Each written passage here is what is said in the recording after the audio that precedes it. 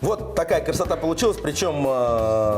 С глазками, как было с положено. глазками, и самое главное, начинка. Без лишней начинки. Да, без лишней начинки. Браво, Мария, браво! И остается, кстати, можете Я пока пока то же самое продолжаю, делать, да, со вторым.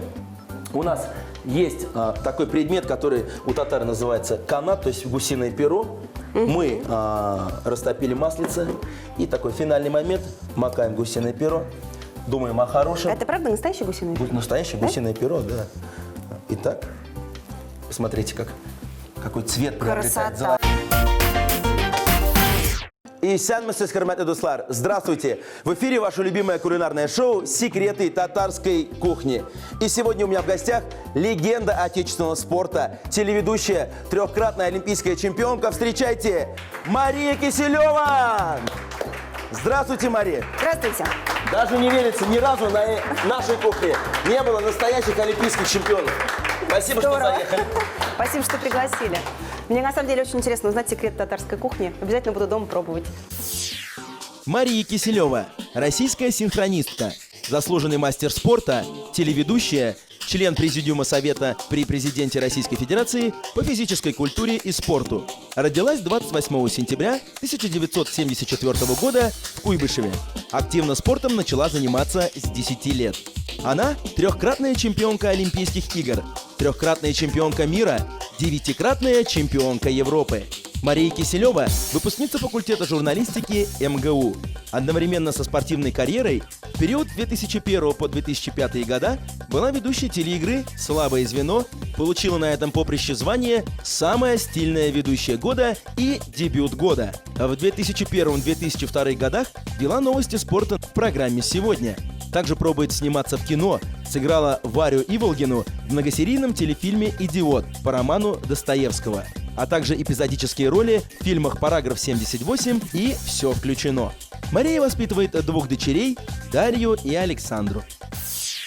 Чтобы не отвлекаться потом, я вот пришла сразу с подарком, поскольку у нас в Казани, у вас в Казани. У нас в Казани, потому что я люблю этот город, поэтому я уже говорю, как у нас в Казани. Слишком часто сюда приезжаю. У вас уже есть казанская прописка, я так понимаю? Нет, казанской прописки у меня нет, но я правда люблю этот город и людей, которые здесь живут. Поэтому приезжаю каждый раз с удовольствием и уезжаю в хорошем настроении. Надеюсь, что в этом как раз тоже вот настроение будет хорошее, тем более, что я вот приобрету новый секрет татарской кухни.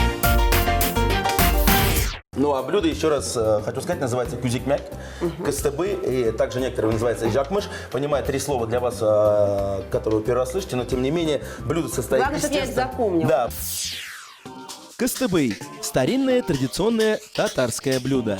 Это обжаренная на сухой сковороде лепешка из пресного теста, сложенная пополам с какой-либо начинкой. В старину в качестве начинки в кыстыбы, или как его еще называют кузикмяк, использовали какую-либо кашу, чаще пшенную или рагу. По виду кыстыбы напоминает незакрытый пирог или сочник. Начинка выложена на одну половину лепешки и закрыта сверху второй половиной. Самый большой кыстыбы в мире, диаметром 2 метра 10 сантиметров, был приготовлен в 2011 году в Башкортостане и занесен в Книгу рекордов Гиннесса. Итак, начнем мы готовить из теста. Так, вы будете говорить, что делать, да? Да, вы будете моим помощником. Итак, для теста потребуется... Ассистент. Я сегодня ассистент. Ассистент, окей. Все бы мечтали иметь такого ассистента на кухне. Значит, у нас мука, вода. Все очень просто. Мерный стаканчик. Мария, а вы вот сами часто готовите дома? Ну, наверное, не так часто, как, может быть, даже хотелось бы, но готовить люблю. Главное, чтобы было вдохновение, главное, чтобы был интерес, желание и любовь к тем людям, для которых готовишь. Тогда блюдо получается очень вкусным. Ну, а какие все-таки вы любите? Десерты, вот некоторые дамы любят готовить. Или все-таки настоящие такие мужские блюда с мясом, стейк какой-нибудь пожарить? Все зависит от того, для кого готовлю и для какого случая, поэтому можно и стейк, можно и мясо, можно и десерт, можно и что-нибудь полегче и попроще. Главное, из продуктов, которые есть дома в холодильнике. А что бывает у олимпийских чемпионов дома в холодильнике? Полезные продукты. Я ждал этого ответа, конечно. Овощи, фрукты. Полезные И главное, продукты. свежие. Так, у нас, значит, рецепт, да, вы же потом все это будете для своих любимых Я детей готовить. Да, записывать. Значит, мы добавляем стакан воды и 5 стаканов, вот можно, я пока сейчас разомну А тесто. сколько вы уже, я, извините, не посчитала? Три. Уже 3 положили? Да, по-татарски а надо это сколько? 5? Надо 5, давайте еще 2. И вот я грязную А вы вот вот эту тоже, работу. я помню, вы тоже не полные, да, Да. насыпать? Так, еще один. Последний, да? Насыпаем? Да. А немало воды на такое количество муки? Так, ну, попадем и посмотрим. Мы еще добавляем, здесь маленький нюанс, есть немножко подсолнечного татарского масла. Главное, чтобы вкусно пахло. Или Да. без запаха, наоборот. Ну, здесь, как говорится, Неважно. у кого какой вкус. Да, можно и оливковое масло добавлять. Масло придаст Так. нашему тесту что? Мягкость, эластичность и аромат. Браво. Вот. Как видите, друзья, удобно работать с настоящими профессионалами. Итак, Мария, я вам доверяю порезать лук. Замечательно. Так, Мария, скажите, пожалуйста, вот про то шоу, которое вы привезли в Казань. Вот что ожидает зрителей? ну, наверное, зрителям ожидать то, чего они еще не видели, как мне кажется. Это некое такое соединение спорта и искусства. У нас в спектакль на воде. В спектакле принимает участие более 70 артистов абсолютно разных жанров. Это и спортсмены, и артисты, драматические артисты, цирковые артисты. Даже цирковые артисты в воде. Совершенно верно. И на воде, и над водой, и на суше, и на сцене хореографические коллективы. Это спортсмены из таких видов спорта, как синхронное плавание, прыжки в воду, прыжки на батуте, флайборд. И все это вместе сочетается в неких действиях, которые происходят на воде, на суше и в воздухе. При оригинальных декорациях, оригинальных костюмах. Для этого спектакля написана оригинальная музыка, сценарий, тексты, песни. Длится спектакль где-то час 10, час 15, без антракта, специально, чтобы деткам было удобно, чтобы они не устали, чтобы их внимание не отвлекалось, ну и чтобы они просидели весь спектакль с открытым ртом. На самом деле интересно будет не только деткам, но и взрослым, поэтому я рекомендую приходить на Будет спектакль интересно. всей семьей. Мы надеемся тоже на это и обязательно всей своей съемочной программой посетим это шоу. Мария, итак, лук у нас готов. Готов. Справились вы с ним на отлично. Замечательно. И тесто, которое я так с настроением делал, тоже у нас готово, но мы его пока отложим. И для вас новое задание, новое Я испытание. Из красивой татарской картошки, которую я заранее отварил, вам нужно приготовить пюре. Красивое татарское пюре. Да. Итак, для этого ингредиенты: масло, вот такой красивый предмет, который называется не ложка, теплое молоко, толкошка. А я вот на такой красивой сковородочке с биокерамическим покрытием обжарю быстренько лук. Это очень здоровая пища должна получиться.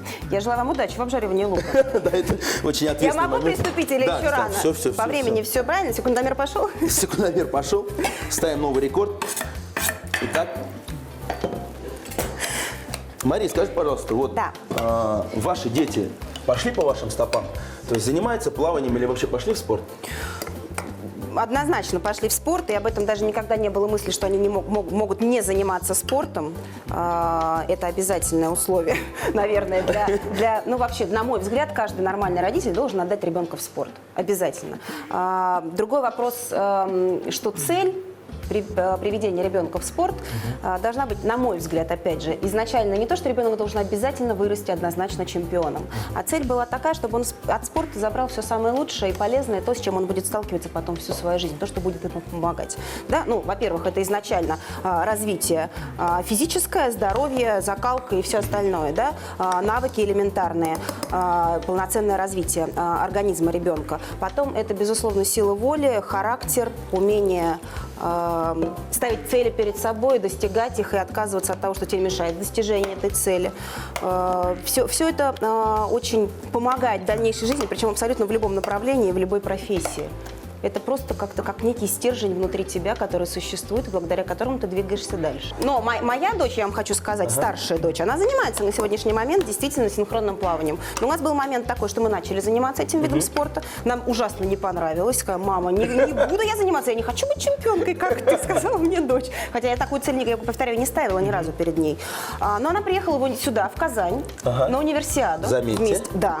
Она, естественно, попала на соревнования по синхронному плаванию. Там выступала сборная команды России, которая успешно выступила и выиграла первое место. И больше всего ей запомнила Светлана Ромашина, наша трехкратная олимпийская чемпионка, которая выиграла здесь в соло и в дуэте. После этого она сказала, Света стала ее кумиром, она сказала: мама, я хочу заниматься синхронным плаванием. И теперь она на тренировке бежит, она даже с утра, собираясь в школу, еще сонными, с закрытыми глазами, начинает делать махи в ванной, разминаясь, и пытается сесть на шпагат уже с утра. Мария, Наш лук поджарился до золотистого цвета. Замечательно. На нашей замечательной На самом деле, сковородочке. это вот умение должно быть жарить лук. Ну что, чистить, жарить и картошку, лук меня научили с детства. Вот здорово. Не все женщины любят чистить картошку. Добавляем лук в пюре осторожно. Так. Вот так вот. И прямо здесь перемешиваем, да? Перемешиваем, и пюре у нас готово, и буквально через пару мгновений мы перейдем к самому ответственному моменту. Мы будем катать лепешки из нашего теста.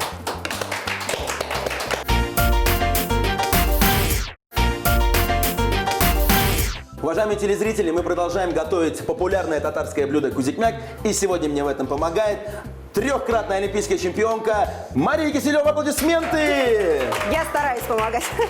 Мария, у вас прекрасно получается. И здесь должна быть небольшая рокировочка. Вот так вот. Опа! Итак, видите, почти как синхронное плавание. Нет, больше на шахматы похоже, но не важно. Спасибо. Итак, мы из нашего замечательного теста сейчас будем пробовать делать лепешечки. Так. Для этого берем вот такой шарик, раскатываем руками, думаем о хорошем. Это обязательно. Вообще, когда готовишь, нужно думать только о хорошем. Только позитивные эмоции и мечты. Но вот была ли у вас мечта сделать такое шоу? Кто вдохновил, кстати, вас, Мария? Ну, конечно, была мечта. Вообще, проектами на воде мы занимаемся уже на протяжении 10 лет. В этом году юбилей будет. Спасибо.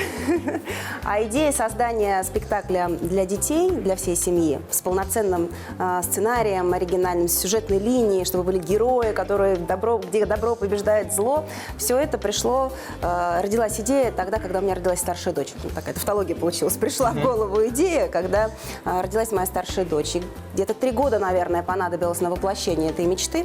Я могу вам помочь. Я могу и рассказывать, и делать. У вас как раз на 2 кружочка осталось теста. Спасибо. Вот. И через 3 года удалось воплотить в жизнь такую идею. На данный момент у нас уже существует 4 спектакля на воде, которые мы показываем в разных городах. 3 города. Это Москва, Санкт-Петербург и Казань. Вот в Казани в этом году впервые посчастливилось нам привести свой первый спектакль премьерный «Русалочка и сокровища пиратов». Я очень надеюсь, что он понравится, потому что это самый первый спектакль, наверное, в который вложена душа, любовь к тому, что ты делаешь. Пока мы раскатываем первую нашу лепешечку, чтобы остальные шарики у нас не подсохли, обычно татарские хозяйки закрывают вот так вот салфеточкой. Так, Мария. Мне кажется, у вас замечательно получается. Вот, хоть и говорят, что первый блин, он бывает комом, У но нас первая кома не будет. лепешка, она бывает под аплодисменты. Вот такая красота. Но Лепешка, заметьте, сделанная что... мужскими руками, это двойные аплодисменты. Ой, спасибо, Мария, спасибо. Я прям так засмущался. Итак, ну, смотрите, лепешка все равно, она получилась такой вот, ну, я бы не сказал, что круглой, но татарская кухня – это красивая кухня. У меня есть один секрет, вот там есть крышечка, Мария, дайте, пожалуйста, мне с помощью Рояль в крышечки. кустах? В кустах. Среди листьев салата. Чтобы лепешка была круглая и красивая, чтобы хозяйки не сказали, например, что я плохо готовлю. Смотрите, как Да. перестарались. Вот. Отлично. И что у нас получается в итоге? Идеально ровный круг. Вот такой секрет. Ну, лепешка номер 1 готова. И я прошу вас взять любой шарик и приготовить то же самое своими руками. Ну, прям то же самое, я боюсь, у меня может не получиться, но я Но в постараюсь. 2 раза краше. Итак, Так, думаем о хорошем, немножко муки и раскатываем. Отлично. естественно. Мария, ну, и хотелось бы еще поговорить немножко об универсиаде. Вот расскажите. Ну, на самом деле, я действительно, поскольку я и до универсиады достаточно часто приезжала в Казань, и можно сказать, что... Знаете, какое у меня было ощущение и впечатление, когда я приезжала каждый раз, что я приезжаю, а спортивные объекты вырастают как грибы. Ну вот правда. И по организации, и по отношению к тому, что делается, да, то есть такое искреннее, настоящее и честное. Такая повышенная планка проведения универсиад для всех будущих. Итак, Мария, покажите мне, пожалуйста, свою лепешку, вот, которая у вас получилась. Вам и крышечка не нужна. Посмотрите, как ровно. Я предлагаю так оставить. Вот Нет, ну так можно воспользоваться, чтобы она прям была идеальной. Почему? На самом деле не только мужчины, но и женщины пользуются разными формочками, крышечками для того, чтобы были одинаковые формы. Сейчас в Москву побольше. везете секрет мой с крышечкой. Можно и пельмени делать, Я вам по кстати. секрету скажу, я на кухне тоже иногда пользуюсь крышечками. Все в России пользуются крышечками, а мы сегодня пользуемся еще вот такой замечательной сковородкой. на которой никогда ничего не подгорает, дорогие друзья. И жарим мы лепешки без добавления масла. Итак, О, вот это здорово. да, нагрели сковородочку, берем лепешку под номером 1, который называется Руслан Шарафутдинов, и опускаем ее на дно сковородочки. И пока она Насколько жарится... сильно нужно разогреть сковородку? Ну, на нашей плите разогрев называется девяточка, то есть на максимальной. Но потом по ситуации можно немножко... Значит, на вашей добавить. девяточка, а на любой плите максималочка. Марина, хочется, чтобы вы несколько слов сказали про сам дворец водных видов спорта. Мне кажется, одно из шикарных сооружений, которое украшает не только наш весь город, но и всю Российскую Федерацию. Ведь таких вот мало дворцов. Ну, на самом деле, дворец, правда, уникальный.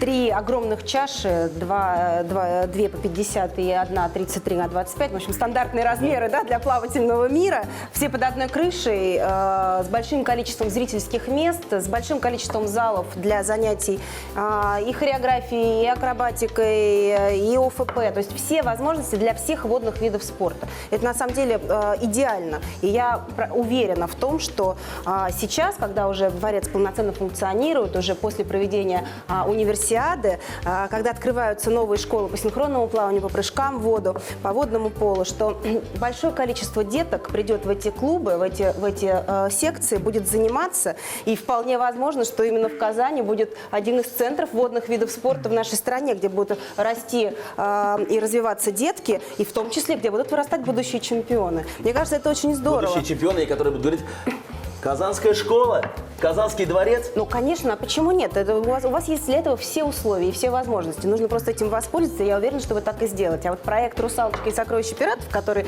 пройдет как раз в этом дворце водных видов спорта, будет этому способствовать, потому что маленькие девочки и мальчики, которые будут сидеть на трибунах и смотреть во время спектакля, не очень понимая, что они находятся в спортивном объекте, потому что декорации, которые будут в бассейне, будут переносить их в сказочную атмосферу. Да, это немножечко вообще другие эмоции, другая аура будет Но им в этом захочется бассейне. поплавать в этом бассейне, мне кажется, потом. Им захочется, да. Вы знаете, они когда будут выходить, я надеюсь, потому что так было в Москве и так было в Санкт-Петербурге на этом спектакле. Когда они будут выходить после него, они будут держать папу с мамой за руку и говорить: папа, мама, я хочу плавать, как русалочка, я хочу прыгать, как пираты, запишите меня в секцию. А теперь будет такая возможность. Они Дорогие могут в этом друзья. же бассейне записаться в секцию синхронного плавания, в секцию прыжков в воду. Поэтому, ну, получается, что это такая некая популяризация водных видов спорта в доступной для детей такой игровой манере с сочетанием спорта и искусства. Мария, заметьте, у нас тоже небольшое волшебство на нашей сковородочке. Да, Появляются те самые темные пятна, которые мы называем глазки. Кузикмяк, как раз название от этого.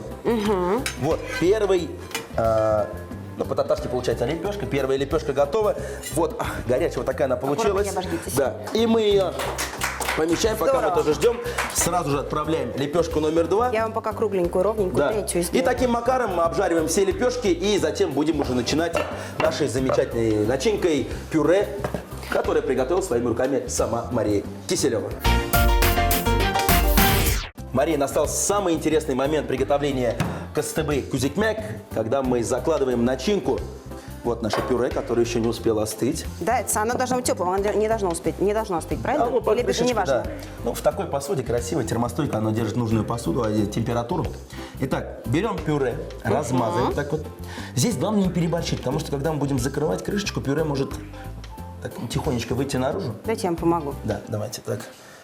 Вы мне только скажите, на один вопрос ответьте. А начинка может быть разная или только обязательно картошка? Но вообще издавна татары уже несколько, там даже сотен, может, лет назад использовали для начинки полбу, например. Кого? Полбу. А что это, это кстати, вы не знаете, что такое полба? Нет. Считайте, что не жили. Это стыдно, Кстати, да? полба, на самом деле, это очень забытый вид пшеницы, да? Но он потихонечку, по крайней мере, у нас в Татарстане, возвращается на прилавки, и люди из него готовят очень много супов, готовят каши какие-то вкусные. И вот несколько лет назад татары из него делали Принимайте. вот такой кыстыбы, но сейчас это пюре картофельное. Вот такая красота получилась, причем... С глазками, как Да, было с положено. глазками, и самое главное, Ровненькая, начинка. Без лишней начинки. Да, без лишней начинки. Браво, Мария, браво! И остается, кстати, можете Я пока пока то же самое продолжаю, делать, да? да, со вторым. У нас есть такой предмет, который у татар называется канат, то есть гусиное перо. Мы растопили маслице, и такой финальный момент, макаем гусиное перо, думаем о хорошем. Это правда настоящий гусиный? Настоящее гусиное перо, да. Итак, посмотрите как. какой цвет приобретает. Красота. Вот такой финальный момент. Ну, все это вот на тарелочке делается. И, Я вам следующий патрон уже. да, следующий патрон. Дорогие друзья, вот так вот весело, быстро мы сейчас доготовим наши костыбы и будем, наконец-то, Мария, их пробовать. Ура! В глубокой миске смешали воду и растительное масло. Далее стали постепенно засыпать муку и добавляли ее до тех пор, пока тесто не перестало прилипать к рукам. Тесто разделили на небольшие шарики и раскатали их на тонкие круглые лепешки. Лепешки выпекали на раскаленной сухой сковороде. Для начинки сварили картофель, размяли его в пюре, добавили сливочное масло и обжаренный репчатый лук. Лепешки начинили полученным пюре и смазали сливочным маслом. Мария, вот и начинается наше шоу под Как названием... начинается? Только начинается? Ну, когда кушать начинается, такая вторая часть, самая вкусная. Понятно. Итак, Самое главное. Да, самое главное, мы разрезаем наш кузикмяк на две части. Так, в принципе, и удобнее пробовать. Я, кстати, заварил вкусный татарский чай, Давайте я налью, чтобы было чтобы было налито. удобно. Чтобы было удобно пить. Так. Сначала гостю татары всегда. Спасибо. Да. Потом татары всегда Руслану. Да. И потом уже себе. Чай есть, и я предлагаю по старой татарской традиции добавить молока. Я очень люблю чай с Это молоком. называется сидбелян чай. Очень вкусно. И полезно, главное. Ну, англичане и татары же все пьют только чай в основном в мире.